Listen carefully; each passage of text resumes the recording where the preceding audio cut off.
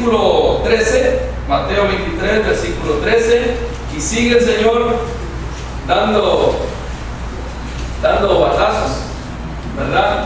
Sigue el Señor corrigiendo de alguna manera. Está hablando con los fariseos, está hablando con la gente. Si usted se fija en el versículo 1, ¿con quién está hablando? Entonces habló Jesús a la gente y a sus discípulos. Entonces Él sigue diciendo, ¿sí? Sigue diciendo, todavía con esas personas está esclareciendo, les está enseñando. Hoy día no están esas personas, pero estamos nosotros. Y vamos a ver qué dice el Señor en el versículo 13 en adelante. Si alguien quiere ayudarme, el versículo 13, alguien que quiera participar con confianza, hermano Salvador. Mas hay de vosotros, escribas y fariseos, hipócritas, porque cerráis el reino de los cielos delante de los hombres, pues ni entráis vosotros, ni dejáis entrar a los que están entrando. Ahí mismo, gracias. Ahora sí, dirige su palabra un poco ya más fuerte. Ya la palabra hipócrita la vamos a estar escuchando muchas veces. Ese Jesús bueno, ese Jesús amoroso, comprensivo, ahora como se trata de fariseos, ¿verdad? Como yo a veces digo, no, a los fariseos látigo, ¿verdad? Pero también no con un espíritu fariseo. ¿Cómo darle látigo a los fariseos sin ser fariseo? ¿Se puede? Bueno, aquí Jesús no es un fariseo, pero vamos a decir que él tenía la autoridad, era digno de corregir, y si usted de verdad algún día quiere en verdad que Dios lo use en exhortar a otro, en corregir a otro, mínimo tenemos que quitar la paja de nuestro ojo o de nuestra vida, ¿verdad? Pues es difícil para el que tiene el don de exhortar. Tiene que ser su vida muy perfecta, no, porque no hay perfecto aquí en la tierra, pero mínimo una vida ejemplar, una vida, y si los hay, no quiere decir que no tiene que hacerlo. Incluso si el Espíritu Santo, si Dios le ha dado a través del Espíritu ese don, tiene que ejercerlo. ¿Cuántos dan gloria a Dios? Tiene que exhortar. Si no exhorta, no está usando el don que Dios le ha dado. Si Dios le dio ese don, por supuesto que le va a dar el poder y la unción para ser una persona de buen testimonio. Amén. Así es de que Jesús aquí le dice: ay de vosotros, escribas y fariseos hipócritas, porque cerráis el reino de los cielos delante de los hombres, porque ni entráis vosotros ni dejáis entrar a los que están entrando. Miren, mis hermanos, ¿cómo poder aplicar, cómo poder entender o interpretar correctamente estos versículos a nuestra vida? Si bien está hablándole a los fariseos, pero también nosotros tenemos que agarrar o interpretar esa palabra para nuestra vida. ¿Cuántos saben que la Biblia es alimento para nosotros? Es guía para nosotros, es un espejo, es, como yo lo dije la otra vez, ¿verdad? Que son los rayos. Esta nos hace el rayo X, ¿verdad? Aquí al pasar la palabra, ahí está como radiografía, viendo todas las imperfecciones, todos los la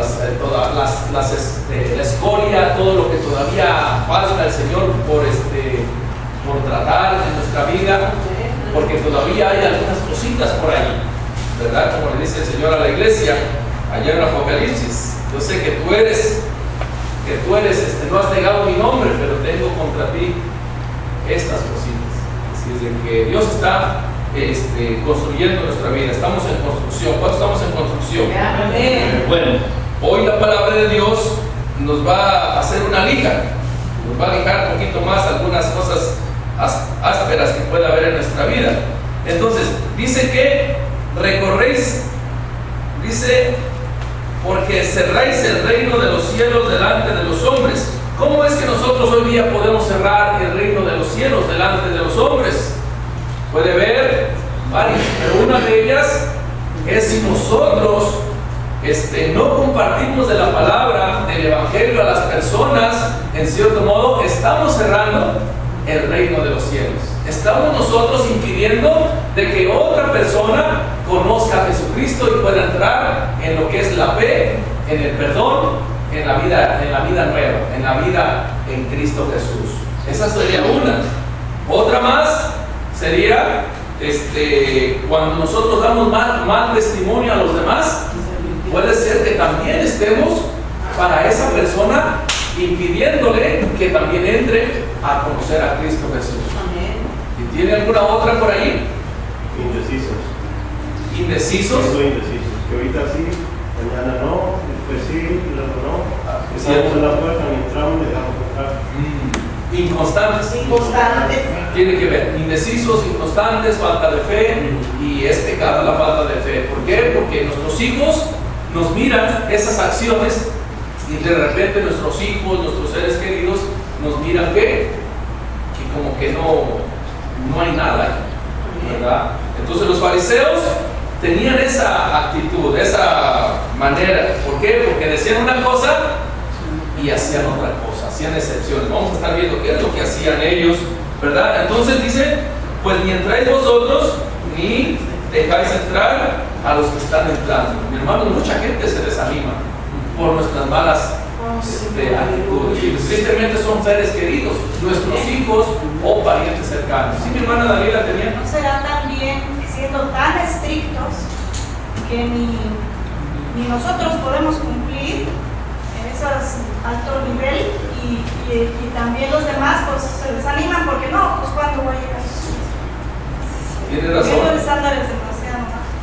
Amén, hermana Daniela. Puede ser que nosotros estemos poniendo un estándar que nosotros verdaderamente no lo hacemos.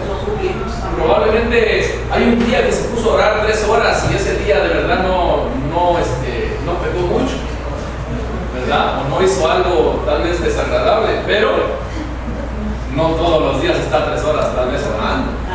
Tal vez hay un día que casi oró bien poquito y casi no leyó la Biblia, y ese día se le presentaron como 3 tentaciones. Se le atravesó un carro ese día, el patrón le dijo que por qué llegó tarde y que se había perdido alguna cosa allí, que él era el encargado, le dijeron de cosas, usted se enojó, ¿verdad? Y de repente se alteró de tal modo que le dijo una cosa ¿verdad? Pero en realidad lo que dice la hermana Dalila es algo diferente, ¿verdad? De poner cargas, ¿verdad? La semana pasada estuvimos viendo de que hay iglesias que son tan estrictas en un aretito, en una manera de ver externa de otra hermana, ¿verdad?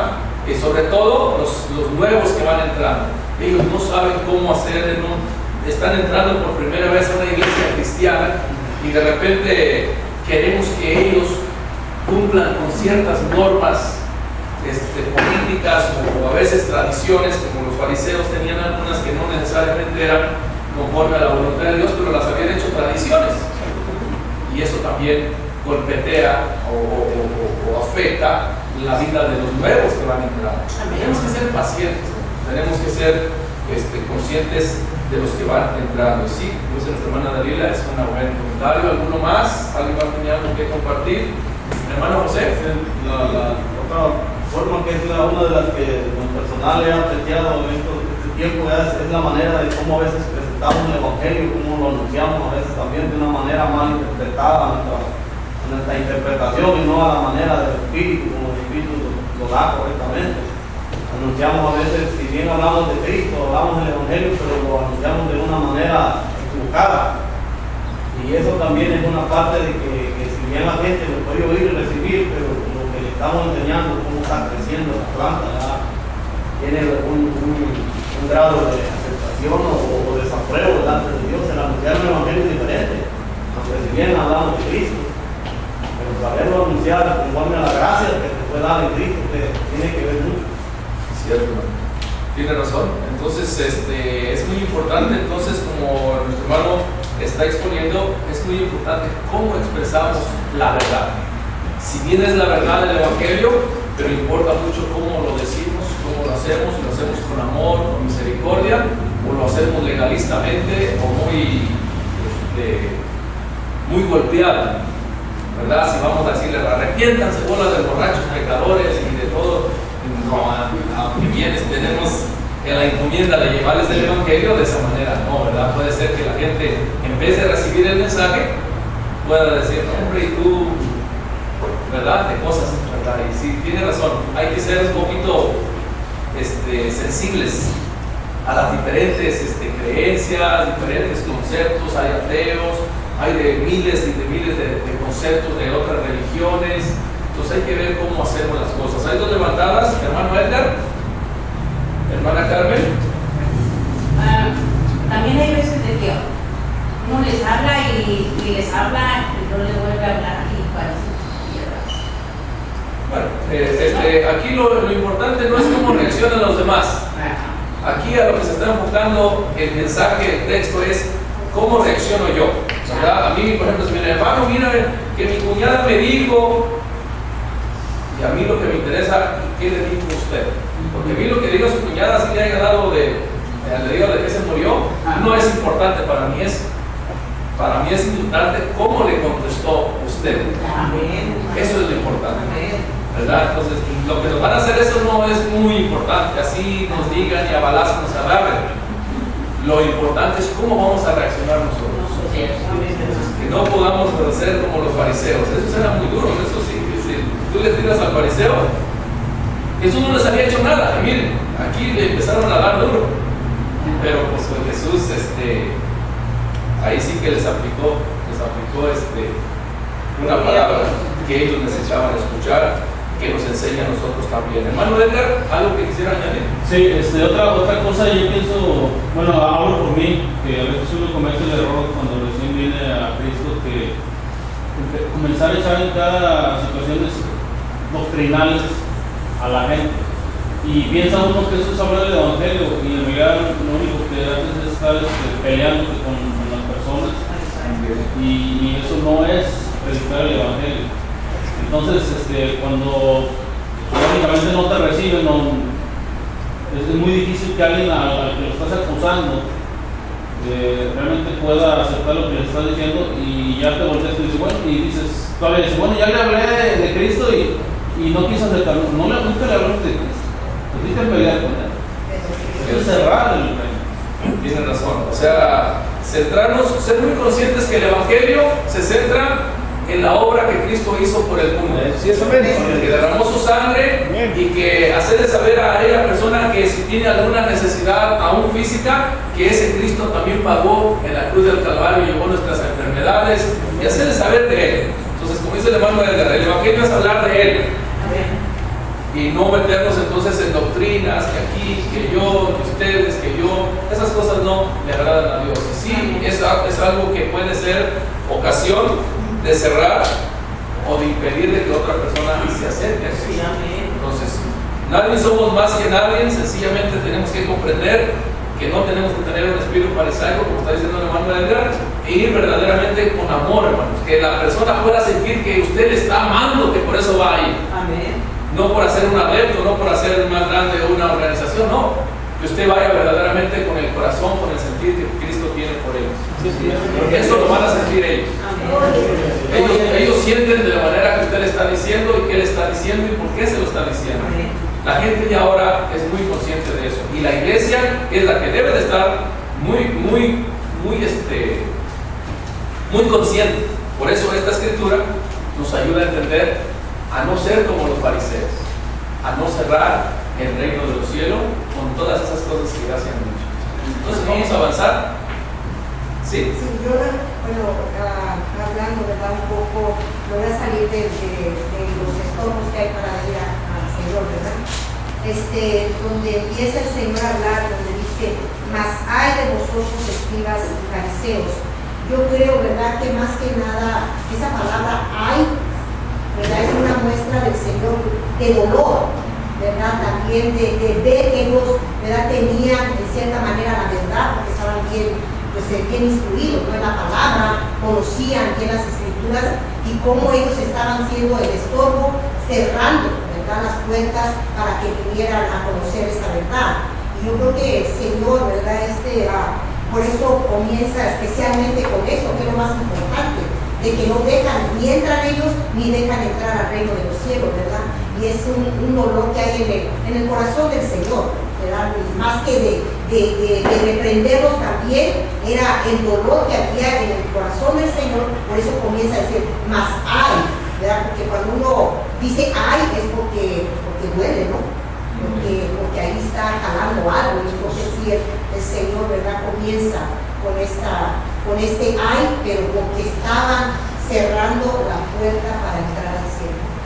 Porque es cierto, porque no se los dijo a los otros, a ellos sí se los dice, en cierto modo tiene razón, porque hay una responsabilidad más para los que conocen que para los que no conocen. Amén. Los otros grupos no conocían de eso, no eran muy conscientes, tan estrictos como eran los fariseos y los escribas, los sacerdotes, eran muy apegados a esto. Entonces a ellos es a los que más se le demanda, que mucho se le da, mucho se le demanda. Entonces es necesario que seamos más conscientes, ¿verdad? Que si bien Dios ama a todo el mundo, siempre tiene una responsabilidad a la iglesia, la que Él ha lavado, la que Él ha sellado. Tenemos una responsabilidad mayor delante de Dios. Como vuelvo a repetir, no es importante tanto lo que la gente hace y dice, y usted deje lo que haga, que brinque, que llore, que tire balazos el día primero, pero usted no se convoque tanto, ni los condenemos aún, porque no conocen al Señor. Los que conocemos al Señor somos nosotros. Aquí Jesús de los tres grupos, a los que sí les está diciendo son a los escribas, porque ellos sí sabían. Entonces nosotros, no se preocupe, ni aún cuando le estén diciendo hipócrita, loco, cállate, ponte a trabajar, y protestante y hereje y todo, aunque le digan todo eso, usted, su boca que no mande mensajes de maldición, porque la carne se prende, ¿verdad? No. Entonces, aunque nos esté diciendo eso, ahí eso dice que tenemos que tomar la cruz como Jesús, ¿verdad? Lo hizo allá por nuestros pecados. Nosotros tenemos en un ejemplo, ahí nosotros tenemos que permanecer, que nos estés diciendo, porque muchas de esas personas a veces son familiares y amigos cercanos, los que nos van a decir de cosas. ¿Y usted cree que sería bien maldecirlos? Decirles que se vayan al infierno o que les pase algo, no. Entonces, ¿qué es lo que hay que hacer? Nuestra condición, lo que Jesús hizo por su pueblo Israel y por la que le estaban vituperando. Señor, perdónales, no les tomes en cuenta esta maldad, ¿verdad? Porque tal vez un cuñado, es una cuñada, es un hermano, una hermana, o aún nuestros seres queridos más cercanos, hasta un hijo, o hasta un padre o una madre, ¿verdad? Porque en realidad cuando se convirtió, como yo les he dicho, cuando se convirtió mi esposa, mi mamá dice que prefería verla muerta que verse hecho protestante. Imagínense usted. Sin embargo, mi esposa lloraba. ¿Qué lloras? Es que mi mamá dijo esto, se lo dijo a mis hermanas. ¿A ti te lo dijo? Oh, sí, a ti te lo dijo, ¿verdad? Entonces, yo dije, ¿quién? Mi mamá. No te preocupes. Ámala, ámala. Y ora por ella mucho. Porque es tu mamá. Gloria a Jesús. Porque también Dios la ama, y si lo está haciendo, Él lo hace porque no tiene el amor de Dios. No comprende en realidad lo que el Señor dice. Entonces a mí me preocupaba lo que ella hacía, que le afectara tanto, ¿verdad? Por lo que su mamá había dicho, no. Dice, nosotros no dependemos de lo que dice la gente, nosotros dependemos de las bendiciones y promesas de Dios. Amén. Nos ha dado mucho, y un corazón de una transmisión así para soportar hasta las balas. Y esto Gloria a Jesús. Aleluya. Gloria a Dios. Así es de que continuamos, estamos en el primer versículo. Gloria a Dios. El 14. ¿Alguien más que quiera apoyar ahí? Pastor Abel. Sí, antes de ir al siguiente versículo, creo que aquí el Señor está precisando que la hipocresía es el mayor obstáculo para que la persona pueda entrar al reino de los cielos. Solamente Dios conoce el corazón de cada uno de nosotros. Que Dios nos ayude, como usted está diciendo, ¿verdad? Para que nuestras conductas sean reprochadas. Amén. Sí. Hipocresía viene de la palabra hipócrita. Tenía que ver con aquellas personas que usaban máscaras. De ahí viene ese concepto de hipocresía. Entonces, de autores, de ser, hacer actos, cosas que no son realmente los actores. Es lo que hacen. Entonces, sí, lo que dice el pastor, el asunto es de que la hipocresía es muy mala y es un obstáculo que puede afectar a que otras personas entren a los caminos del Señor. Entonces, que Dios nos ayude a no caer en esa mala acción de hipocresía. Amén. Bien, la lectura, alguien que quiera el versículo 14, que quiera participar con confianza. ¿Sí? ¿Alguien dijo amén? Sí, mi hermano. Hay de vosotros, escribas y fariseos, hipócritas, porque devoráis las casas de las viudas y como pretexto hacéis largas oraciones, por esto recibiréis mayor condenación. A ver, aquí otra de las acciones que hacían los fariseos es que cuando moría el esposo de una persona ya mayor, hacían ellos de alguna manera oraciones largas o se enfocaban mucho, porque en los tiempos aquellos, cuando moría el esposo y quedaba una viuda, siempre quedaba con ciertas heredades y se hacían las cosas a veces con propósitos muy personales, a veces con alevosía, con ventajas, y ellos de alguna forma, ¿verdad?, hacían ciertas largas oraciones. Entonces es algo que viene desde aquellos tiempos. Entonces, en el tiempo de hoy, cuando muere alguien, cuando queda una viuda, a veces puede ser que si nosotros caemos allí, estar allí con un propósito malo o un propósito no bueno, ¿verdad? Entonces sí es bueno, hay que orar por las viudas, pero no hay que hacer de una manera como lo hacían, ¿verdad?, así los fariseos, ¿verdad? Porque usted sabe, aún cuando yo, no nomás la viuda, ¿verdad?, cuando muere alguien, ¿verdad?, ciertamente tenemos que orar todos juntos para que Dios les dé fortaleza a los seres queridos, pero no hacer como los fariseos, de estar allí todos los días, mucho tiempo, ¿verdad? ¿Por qué? Porque la viuda está pasando una situación difícil y se está aprovechando muchas de las veces de la necesidad o la situación. Entonces, los fariseos tenían esa mala práctica, ¿verdad? Porque es lo que porque dice devoráis, ¿no dice devoráis? Sí. Hay de vosotros, fariseos, hipócritas, porque devoráis. Esa palabra devoráis es que estaban al acecho. O sea, como quien dice, estaban como los opilotes, o como esas aves grandotas, carroñeras, que se llaman los buitres. ¿Qué es lo que espera un buitre? Que se muera. ¿Para qué? Para dejársele ir. ¿Cuántos están entendiendo? Eso es algo muy malo, ¿verdad? Es triste que un dirigente espiritual esté esperando que se muera la persona para empezar a saquear, ¿verdad? Esto es algo muy duro. Es muy duro porque oye, si se muere la persona, ¿por qué hay que cobrar? Cobrar por, no sé, hasta por flores, si ponemos flores. Imagínese usted. Muere uno aquí o muere uno en el pueblo, ¿y qué hace la gente? Bueno, la gente dice, pues hay que irlo a llevar a la iglesia, pero eso no va a ser gratis. ¿Qué va a costar? ¿Cuánto? Pues depende. Depende. ¿Quieres con alfombra? ¿Quieres con flores? ¿Quieres que te haga un servicio de tal magnitud? Bueno, pues cuesta tanto. No, hermanos, nada de eso. Aquí si alguien se ha muerto, en vez de cobrarle hay que apoyarlo. Hay que cooperarnos para que ayudarle, para que él pueda salir adelante, para que él no le cueste ya más. Ya de por sí le van a cobrar allá, no sé dónde. Pero imagínense. Entonces, no. Entonces, un dirigente no tiene que cobrar porque se muere la otra persona. Hay que ayudarlos. Entonces, por eso es que Jesús está diciendo, miren ustedes, Están esperando que la viuda que quede allí para ir a devorar las casas de las viudas. Y como pretextos, hacer largas oraciones. Largas. No es una oración como el Padre Nuestro, no, es una oración de largo. Como el rosario, ¿no? Bueno, sería, sí, con respeto aquí, si hay alguien que tiene la fe, pero con respeto con todos.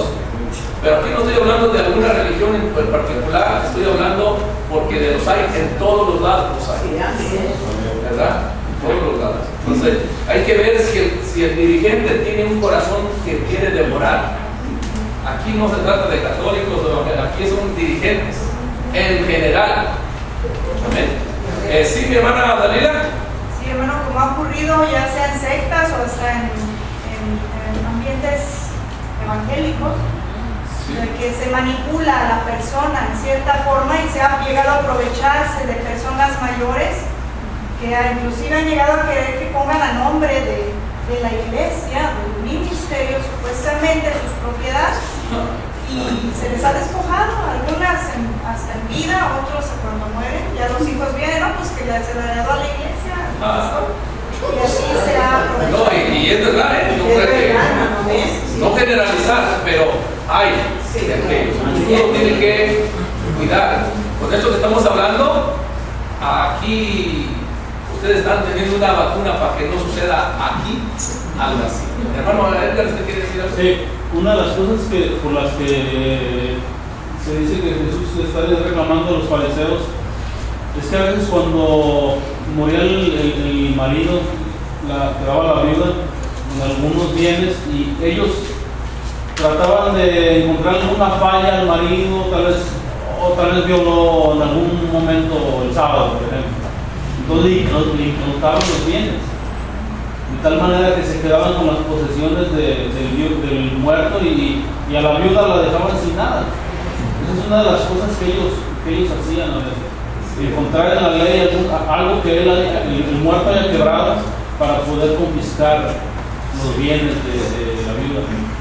Sí, eran personas sin escrúpulos, eran personas que sí, como lo decimos, en todo hay abogados buenos, abogados malos, doctores buenos, doctores malos. Pero nosotros estamos viendo aquí cómo Jesús está exhibiéndolos, pero también para nuestro entendimiento, de no caer en las mismas prácticas farisaicas o escribanos, ¿verdad? Los escribas y fariseos. Así es de que avanzamos. ¿Hay algo que quiere añadir? ¿No? ¿Avanzamos?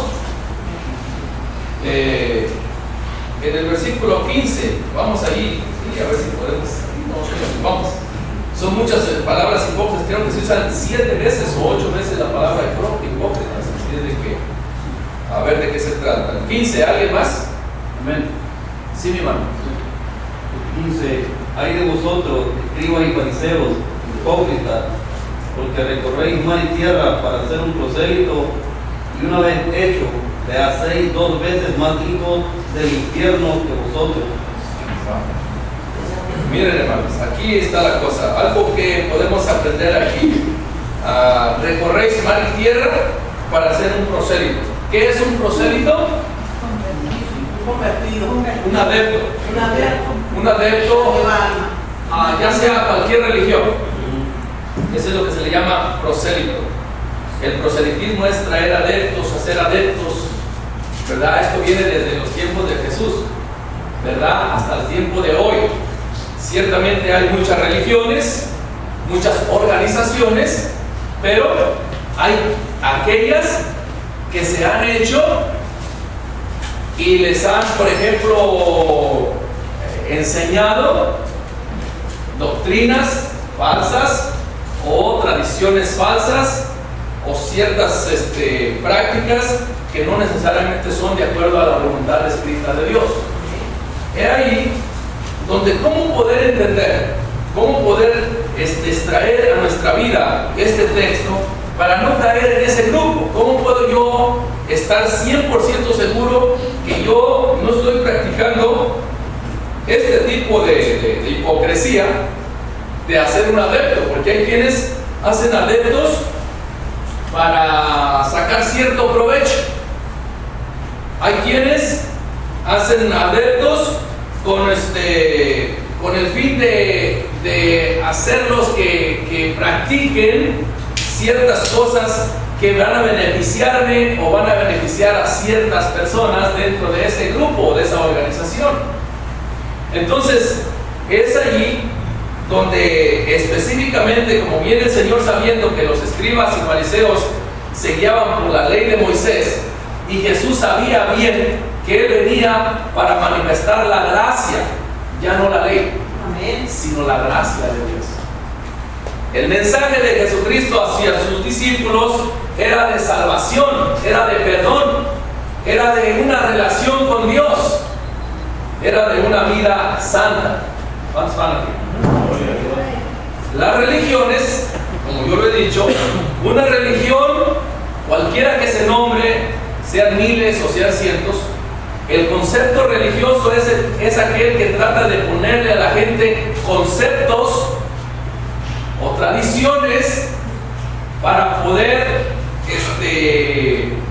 cumplir ciertas normas que le van a ayudar a salvarse. El Evangelio se centra en el mensaje de la salvación en Cristo Jesús únicamente. El Evangelio lleva todos los méritos de salvación para cualquier hombre en la tierra, de salvación. Amén. Para que sea por la gracia de Dios en Cristo Jesús y no en las obras religiosas del hombre. ¿Cuándo estamos aquí? El día que yo le diga a usted que si usted hace algo así para que sea salvo, ese día entrará en el grupo farisaico del cual está diciendo el Señor: recorréis mar y tierra y lo hacen 2 veces hijo del infierno. ¿Por qué? ¿Por qué? A ver, ¿qué dice Gálatas 3:10? ¿Por qué? Gálatas 3:10. ¿Cuántos saben lo que es la ley y la gracia? Si no entiende qué es ley y gracia, a usted lo pueden dar cuenta con un texto de la Biblia que es de la ley y no de la gracia. Gálatas capítulo 3. ¿Lo tiene? Gálatas 3, versículo 10, que dice: porque todos los que dependen de las obras de la ley están bajo maldición. Todos los que están bajo la ley están bajo maldición, no bajo bendición. ¿Por qué? Porque las obras de la ley no eran por fe, eran obligatorias como parte de la obediencia a Dios. Entonces, ¿la gracia en qué se centra? ¿En las obras de la ley? No, se centra en la obra de Dios que quiso hacer, manifestar para el hombre en Cristo Jesús. O sea, en la obra de Cristo Jesús en la cruz del Calvario. Es allí que se vuelve maldición las obras de la ley, aunque eran santas y aunque muchas de ellas eran buenas, pero ya en Cristo Jesús, en la gracia, se vuelven malas. Circuncidarse era bueno, ahora que se circuncida, dice Pablo, ¿verdad? ¿Se acuerdan que yo leí el capítulo 5 de Gálatas? ¿Verdad? 5 que dice: estad pues firmes en la libertad con que Cristo os hizo libres, y no estéis otra vez sujetos al yugo de esclavitud. Amén.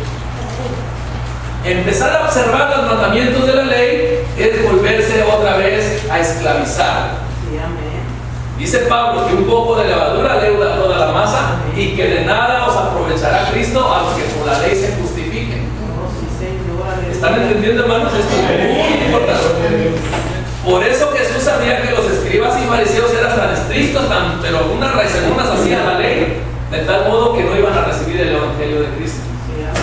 La gente al igual que los fariseos, no se le hace algo normal de que una persona diga: yo soy salvo por la gracia de Dios en Cristo Jesús.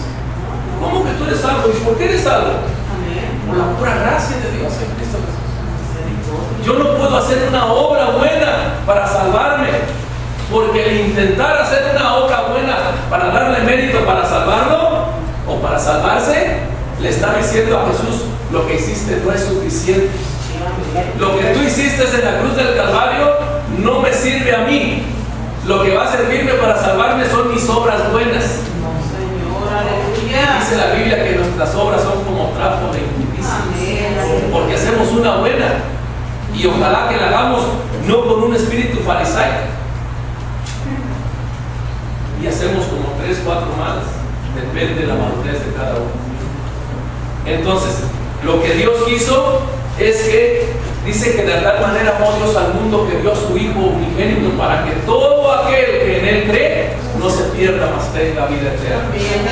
Creer en Él es creer en su sangre, que es la única que puede limpiar nuestros pecados. Creer que lo que en realidad va de verdad llevarnos a la vida eterna es nuestra fe en Él. Y como consecuencia, en ese arrepentimiento Él derrama de su espíritu en nosotros, nos sella, nos limpia, nos sella con su espíritu y nos da poder para vivir en la vida. Ya es la obra del espíritu, ya no es obra religiosa del hombre. El religioso quiere hacer cosas buenas y hace cosas buenas para ganar la salvación, para darle mérito a las obras. El que tiene la experiencia gloriosa de la vida eterna, él experimenta la transformación del poder del Espíritu Santo y por naturaleza va a hacer las obras buenas. Amén. No para salvarse, sino como el poder que Dios le ha dado cuando lo selló, cuando escribió su nombre en el libro de la vida. He ahí, mis hermanos. Lo que tenemos que predicar y enseñar es eso: que hay vida eterna en Cristo. Pero cualquier organización que le quiera meter obras para salvación está alterando, como los fariseos alteraban el evangelio, o más bien la esencia de la ley. Ya no eran estrictos en la palabra, pero por dentro no eran verdaderamente reales. Y Dios quiere que nosotros seamos verdaderamente sinceros hijos de Dios, cristianos, que lo hagamos con misericordia, que no estemos ahí tan estrictos en muchas cosas, que nosotros también copiamos o tenemos problemas en algunas, ¿verdad? Con esto no quiero decir que hay que vivir como sea, no, hay que seguir leyendo la palabra, viviéndola y compartiéndola. Aleluya. Entonces seguimos. Entonces hay que ver, hay que seguir evangelizando, hay que ir trayendo almas a Cristo, pero no para enseñarles doctrinas que no van de acuerdo a la palabra de Dios, a los apóstoles, a la doctrina de los apóstoles, ¿verdad? Y eso es importante. Si bien lo traemos, pero que sea un hijo de Dios, que esté, cuando Él muera, que no se muera con la zozobra en su corazón, que sepa bien por qué va, a dónde va, ¿verdad? Cuando yo muera, mi convicción es que un día, por las promesas de Jesús, es que dice: el que cree en mí, aunque esté muerto, vivirá. Amén. Dice: todo el que cree en mí no morirá eternamente. Aleluya. Voy a preparar lugar para vosotros, para que donde yo estoy, un día vosotros estéis. Amén. Y esa era la fe de los apóstoles. Pablo decía: para mí el vivir es Cristo y el morir es ganancia. Amén.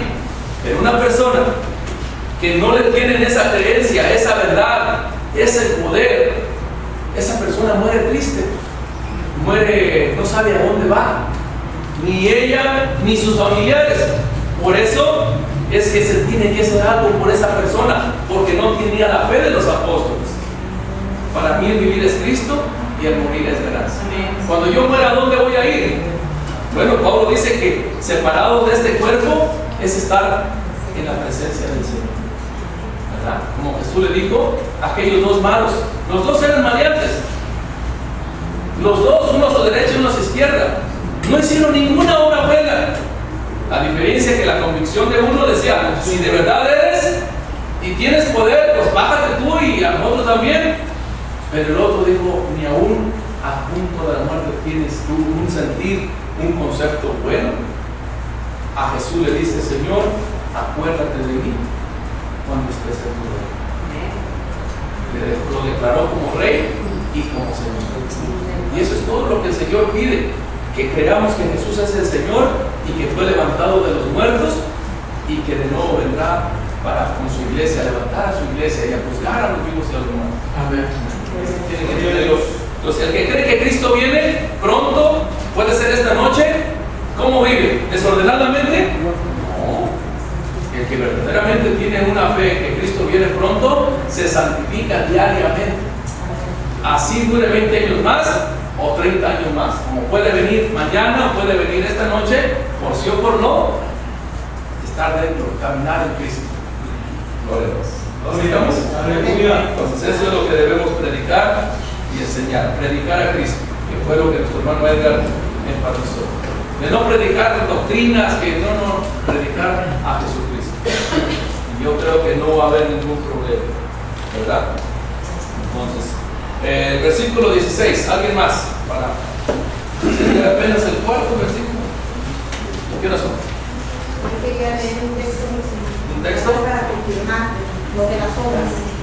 ¿Un texto sobre los méritos en las obras? No. ¿O que no hay méritos? Ok. A ver. En Efesios, cuando habla después de que por gracia somos salvos, Ok. Dice el versículo ¿Efesios qué? 2:10.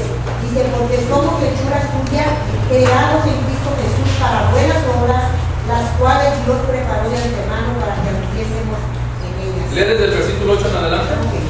Dice, por gracia sois salvos por medio de la fe, y esto no es de vosotros, pues es don de Dios, no por obras para que nadie se gloríe, porque somos hechura suya, creados en Cristo Jesús para buenas obras, las cuales Dios preparó de antemano para que anduviésemos en ellas. Confirmando lo que he estado diciendo. Amén. Entonces, salvos por la gracia en Cristo Jesús. Entonces, el que verdaderamente es salvo, no lo va a decir de labios, ¿verdad? No va a decir yo soy salvo, ¿no? Esa persona tiene que, en verdad, tener la evidencia del Espíritu en él, y por naturaleza tiene que ser lo natural. Si antes cargaba pistola, pues ya no. Si antes estaba hablando malas palabras, chistes, y andaba de tomador y de bebedor y de mujeriego, ya no. Ahora se va a centrar en una vida ejemplar, de acuerdo a lo que es una vida sana. Pero ya no por la religión, ya no por esfuerzo humano, sino es una evidencia de que realmente esa persona es verdaderamente libre o es verdaderamente salvo. Amén. Dios las preparó. Dios preparó es el Espíritu Santo en aquellos que lo tienen. Gloria a Dios. El 16, ¿alguien más que quiera leer? No sé. Sí, el 16. Hay de vosotros guías, hay de vosotros guías ciegos, que decís, si alguno jura por el templo no es nada, pero si alguno jura por el oro del templo es dolor. Sígale el 17. Dice, insensatos y ciegos, porque ¿cuál es mayor, el oro o el templo, que santifica el oro al oro? Ajá. Entonces, ahí, mi hermano, el 17. Miramos aquí que una de las cosas que ellos tenían, que le daban más importancia, ya se fijaron a qué, ¿verdad? Al oro. El oro era lo que ellos les importaba más que en realidad lo que era la importancia por la cual en verdad Dios había diseñado que se hiciera un templo. Porque en el templo estaba la presencia de Dios, estaba el Espíritu de Dios, estaba Dios mismo allí. Entonces los fariseos ya no se fijaban en verdad en la vida espiritual de las personas y de lo que era realmente el concepto o lo que era la realidad del templo, que tenía que ser el espíritu de la presencia de Dios, la que tenía que en verdad hacer conciencia. El sacerdote tenía que hacer conciencia o concientizar al pueblo de que en el lugar santísimo y el lugar donde estaba el Espíritu Santo se tenía que tener un respeto y un honor. Pero ya los fariseos ya estaban más dedicados y más sobre el dinero de las personas, el oro que les podía entrar a ellos, ¿verdad? Y también E incluso sobre el altar lo mismo, ¿verdad? Dice en el 18, también decís, si alguno jura por el altar, no es nada. Pero si alguno jura por la ofrenda que está sobre él, es deudor. ¿Se fijan? ¿En qué estaba su interés? En las cosas materiales de las personas. Se fijaban en lo material y no tanto en lo espiritual. Y hay muchos dirigentes hoy día que realmente no le interesa la vida espiritual de las personas, sino más bien están muy, tal vez, interesados en las cosas materiales, en los bienes materiales de lo que pueda abordar la gente. Entonces, es algo que no debe de ser así en los dirigentes. Por eso Pablo, uno de los requisitos sobre los dirigentes, los obispos, ¿cuáles eran? A ver, ¿cuáles son los requisitos? Vamos, 1 Timoteo, capítulo 3, versículo 1 en adelante. Requisitos para los obispos. ¿Cuántos saben que Jesús dejó obispos? Jesús dejó obispos. Y Pablo está aquí escribiéndole a Timoteo cómo deben ser los obispos. ¿Lo tienen? Versículo 1 en adelante, lo leemos, dice: palabra fiel. Si alguno anhela obispado, buena obra desea, pero es necesario que el obispo sea irreprensible, casado, marido de una sola mujer, sobrio, prudente, decoroso, hospedador, apto para enseñar, no dado al vino, no pendenciero, oiga lo que dice aquí, no codicioso de ganancias deshonestas, sino amable, apacible, no avaro, otra palabra, no avaro, que gobierne bien su casa, que tenga a sus hijos en sujeción con toda honestidad, pues el que no sabe gobernar su propia casa, ¿cómo cuidará de la iglesia de Dios? ¿Qué le parece? Esos son los requisitos de un obispo. Casado, con hijos, creyentes, pero que una de las cosas es que no sea avaro ni codicioso, porque si empieza así, ya no va a ser su interés en llevar a la gente a una vida espiritual que agrade a Dios, sino recoger o servirse de las personas, ¿verdad?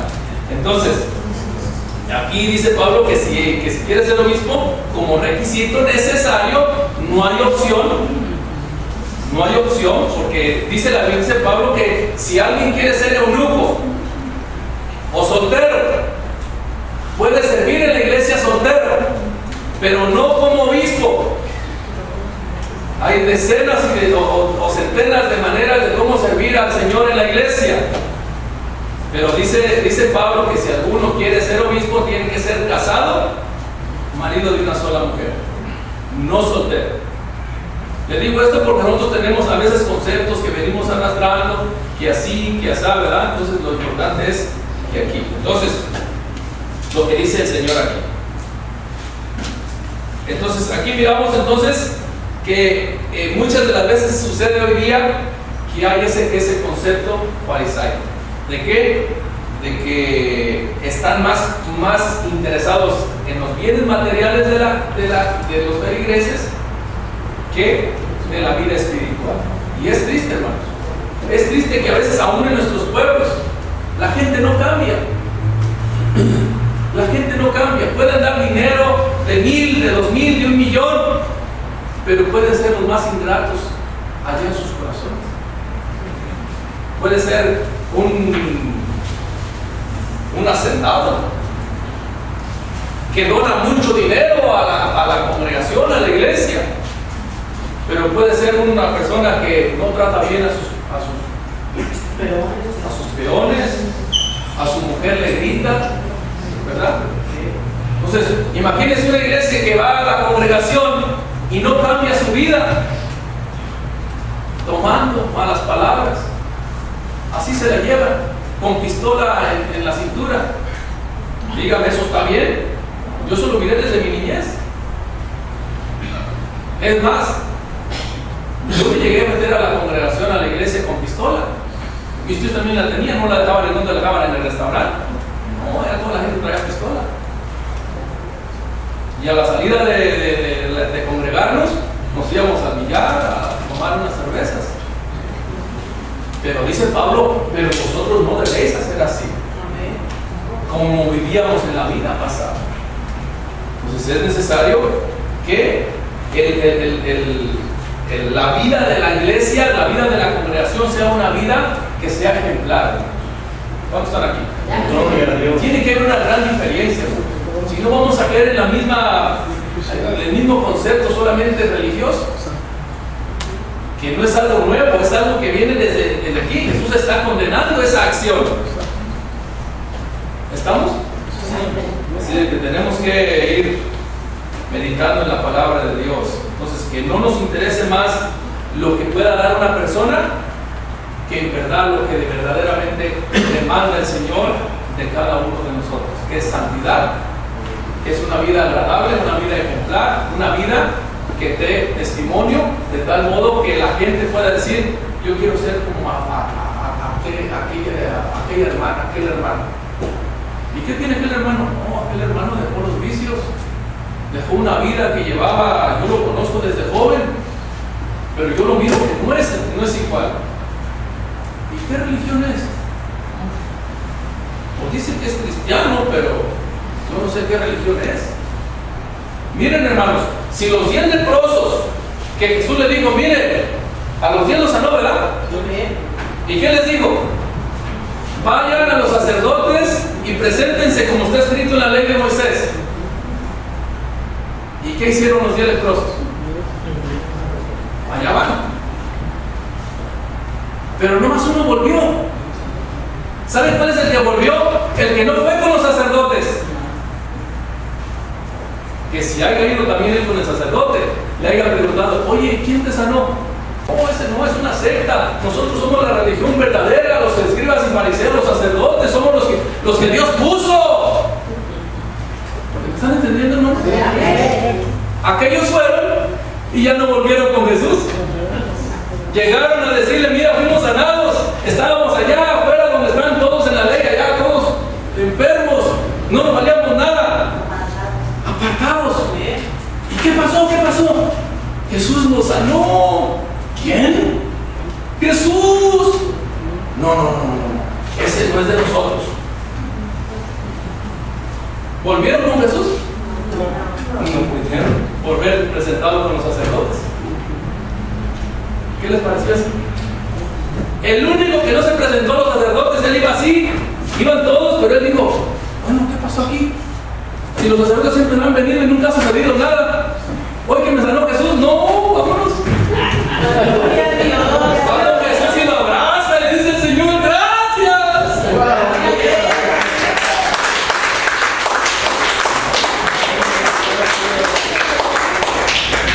¿Cuántas cosas suceden en la vida, hermano? A veces la gente dice: ¿y tú qué? ¿Y tú qué? Pues Jesús. ¿Y qué te pasó? Pues Jesús. ¿Y qué religión? Ni una, no tengo Jesús. ¿Cuántos saben que Jesús no tiene religión? Jesús tiene una iglesia que vive santidad, a la cual Él ha sellado, ha lavado con su sangre. Hace todo con su Espíritu Santo.